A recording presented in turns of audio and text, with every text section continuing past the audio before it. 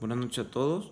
El motivo por el que realizo el presente video es para cumplir con lo correspondiente de la evaluación del docente en línea de la materia de estancia 1. Mi nombre es Juan Pablo Guzmán y mi docente en línea es el profesor David Omar Carrasco Uco. Parte de nuestra evaluación de docente en línea nos solicitan que relatemos y presentemos el caso clínico más relevante que tuvimos en estas prácticas prehospitalarias en ambulancia.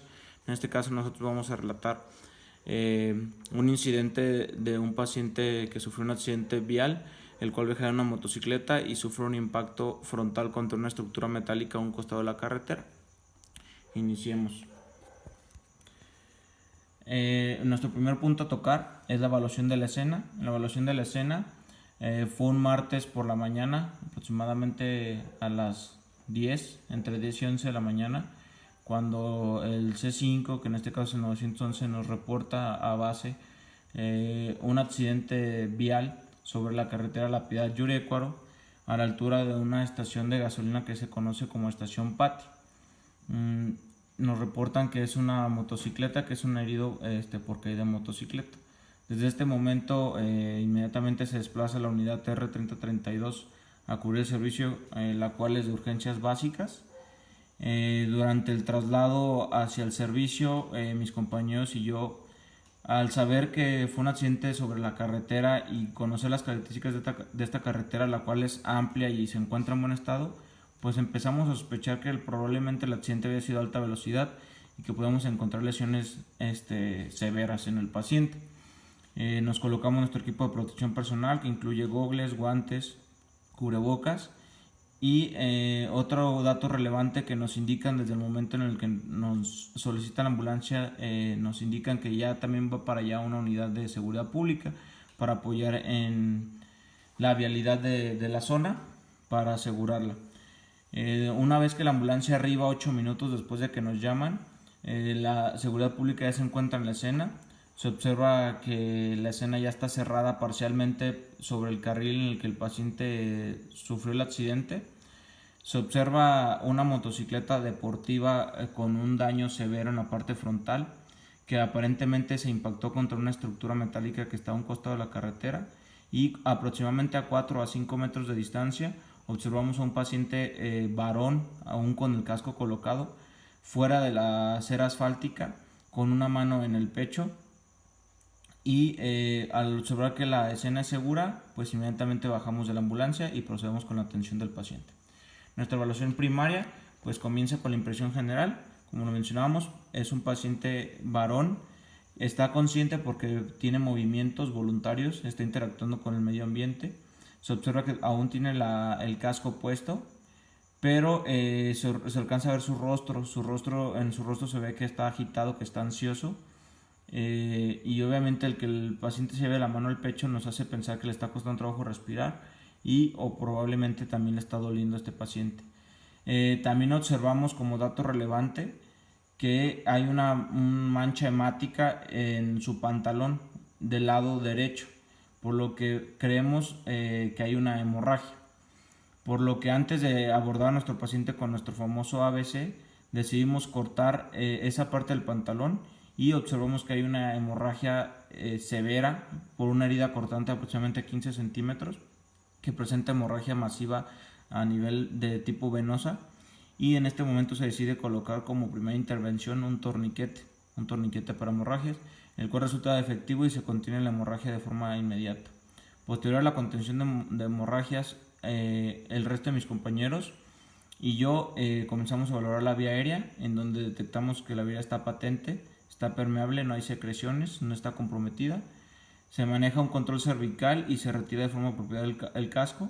Simultáneamente a ello, valoramos la ventilación de nuestro paciente, observamos su tórax y observamos que su playera presenta muchas roturas. Se observa que la playera está perforada y se observan abrasiones visibles, por lo que aprovechamos y en este momento también cortamos la parte anterior de la playera y observamos una contusión muy importante en el hemitórax del lado izquierdo. Además de esto, observamos varias abrasiones en el resto del tronco anterior del paciente. Observamos que su respiración es muy superficial y es muy rápida. En este momento se auscultan campos pulmonares y se detecta que los campos pulmonares o los ruidos respiratorios del lado izquierdo del paciente se observan disminuidos en comparación a los del lado derecho. Comenzamos a sospechar en una lesión que se llama neumotórax y también se realiza una percusión en ambos hemitórax donde se observa hiperresonancia del lado afectado y del otro lado únicamente resonancia. Valorando la circulación observamos que el paciente presenta pulsos radiales perceptibles, rápidos, rítmicos, que el paciente está pálido y está frío. Su llenado capilar es de aproximadamente 3 segundos y no se observan más hemorragias visibles por contener. En este momento también se le realiza un empaquetamiento a la herida a la que se le había colocado un torniquete como primera intervención y posterior a ello un vendaje compresivo. Al valorar este tipo de frecuencia respiratoria, los ruidos respiratorios disminuidos, etc., también se checa la oximetría de pulso y nuestro primer dato que nos arroja es de 84, 86 y al observar esto se coloca inmediatamente una mascarilla de reservorio no recirculante a 15 litros por minuto y se continúa valorando al paciente. Posterior a la valoración de la circulación, observamos y determinamos escala de coma de Glasgow, que es de 14 puntos, únicamente se encuentra ligeramente desorientado, ya que no recordaba qué día era hoy, pero sabía qué era lo que había sucedido, estaba ubicado en lugar, en espacio, en persona, excepto en el tiempo, ¿sí? Además de eso, sus pupilas están normorefléxicas, no se observan lesiones a nivel del cráneo o del rostro y no hay datos neurológicos, hay buena respuesta sensitiva, motora y de fuerza en todas sus extremidades. Después de valorar esto, se hace una examinación rápida del paciente donde no se detectan otras lesiones más que las que habíamos encontrado de forma inicial y se procede a realizar traslado inmediato del paciente. Debido a la sospecha del neumotórax, que probablemente se convertiría en neumotórax a tensión y que necesitábamos descomprimirlo, a la dificultad respiratoria y al resto de los hallazgos clínicos que observamos en nuestra revisión primaria, no se decide inmovilizar al paciente con tabla rígida, únicamente se utiliza esta para pasarlo al carro camilla y una vez que se encuentra en este se retira y se inicia el traslado en la ambulancia. En nuestra evaluación secundaria la iniciamos durante el traslado del paciente, primeramente con una toma de signos vitales, donde se observa una TA de 94/60, una frecuencia cardíaca ligeramente taquicárdica, una frecuencia ventilatoria de alrededor de 26 respiraciones por minuto y saturando a 92% con la mascarilla de reservorio a 15 litros por minuto que se le había colocado desde la escena. Una glucosa de 105 y posterior a ello se realiza un historial médico sample donde el paciente no nos indica que es alérgico a nada, no consume únicamente omeprazol, no refiere que presente enfermedades previas o cirugías. Su última ingesta de alimento fue a las 9 de la mañana y consumió líquidos y sólidos y como eventos previos nos indica que viajaba a alta velocidad en la motocicleta y posterior a una curva perdió el control de la misma, salió de la carretera y se impactó contra una estructura metálica que se encontraba a un costado, saliendo eyectado él hacia enfrente. Como signos del paciente observados, detectamos la contusión en el tórax, la dificultad respiratoria, el dolor pleúrico, el dolor a nivel cervical. Y el paciente en este momento no nos deja de repetir que le sigue doliendo su cuello, que le sigue doliendo el cuello y que le está costando mucho más trabajo respirar.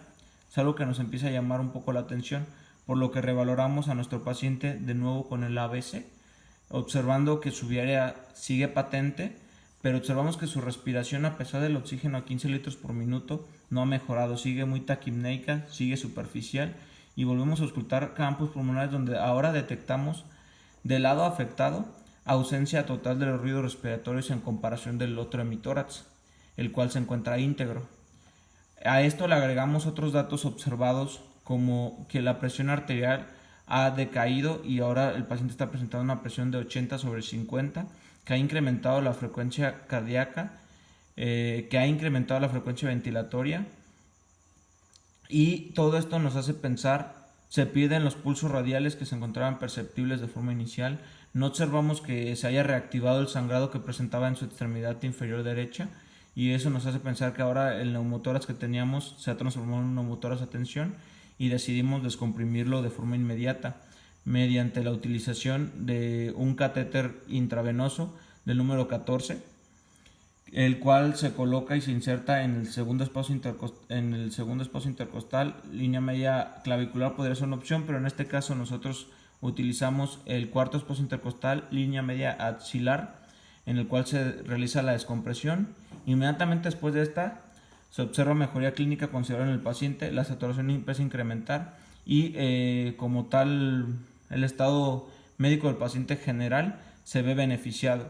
Unos minutos posterior a esta intervención observamos que la presión arterial ha incrementado nuevamente, que la frecuencia cardíaca ha disminuido un poco, y una vez que se realiza esto, se realiza una evaluación física un poquito más a fondo de la realizada en la escena, donde realizamos un corte por completo del pantalón y observamos tanto la parte anterior como posterior de nuestro paciente. Como datos relevantes, únicamente encontramos abrasiones en la extremidad inferior izquierda y una deformidad y dolor a la altura del tobillo también de la misma extremidad, lo que nos hace pensar que también presenta una fractura en la zona. El abdomen se observa blando, sin datos de hemorragia, no doloroso. No se observan más datos relevantes en la exploración física más que los ya mencionados. Finalmente y posterior a esto se obtiene un acceso IV únicamente para mantener vena permeable a 30 ml por hora con solución Harman, y arribando al hospital se baja al paciente de la unidad y se entrega al medio hospitalario con una presión prácticamente normal de 100/60, una ligera taquicardia, una ligera taquipnea, pero en comparación a su estado inicial estabilizado. ¿Qué diagnóstico presentó nuestro paciente? Fue un neumotórax simple que evolucionó a un neumotórax a tensión, un probable esguince en zona cervical, una probable fractura de tobillo, una hemorragia venosa severa en miembro inferior derecho debido a una herida cortante de aproximadamente 15 centímetros y una probable fractura múltiple de costillas, ya que se observaba deformidad y crépito en el hemitórax afectado. ¿Qué tratamiento le brindamos a nuestro paciente? Bueno, el tratamiento que se le brindó al paciente fue colocación del collarín cervical, colocación de un torniquete para hemorragias, empaquetamiento de la herida, colocación de un vendaje compresivo, administración de fluidoterapia únicamente para mantener vena permeable con solución Harman, oxigenoterapia a alto flujo a 15 litros por minuto con mascarilla de reservorio no recirculante, y la descompresión torácica con aguja utilizando un catéter. ¿En qué condiciones se entrega al paciente en el centro hospitalario? En comparación a las iniciales, mucho mejor, clínicamente estabilizado. A pesar de que las intervenciones definitivas de este paciente las va a recibir en la sala de choque o en el quirófano, las intervenciones realizadas de forma prehospitalaria permitieron que mejorara su oxigenación, su perfusión, que en su determinado momento pudieron haber provocado la muerte del mismo si no se hubieran resuelto de la forma en la que se hicieron. ¿Qué elementos pudieron mejorar la atención del paciente en cuestión? Bueno, un elemento que pudo haber mejorado la atención es que en lugar de utilizar un catéter intravenoso hubiéramos utilizado una aguja para descompresión torácica, que la ambulancia que haya acudido al servicio no haya sido una ambulancia de urgencias básicas, sino una ambulancia de urgencias avanzadas, que no hubiéramos tardado tanto en determinar que se trataba de un neumotórax a tensión, que no hubiéramos durado tanto tiempo en la escena y hubiéramos iniciado el traslado de forma inmediata, y que el hospital al que se trasladó estuviera un poco más cerca del lugar. ¿Qué elementos afectaron la atención del paciente en cuestión? Pues prácticamente los mismos. Utilizar un catéter IV en lugar de una aguja para descompresión de tórax. La distancia en la que el hospital se encontraba desde el accidente. El tiempo de respuesta de la ambulancia después de que fue despachada. El haber tardado en la escena más de lo que se tendría que.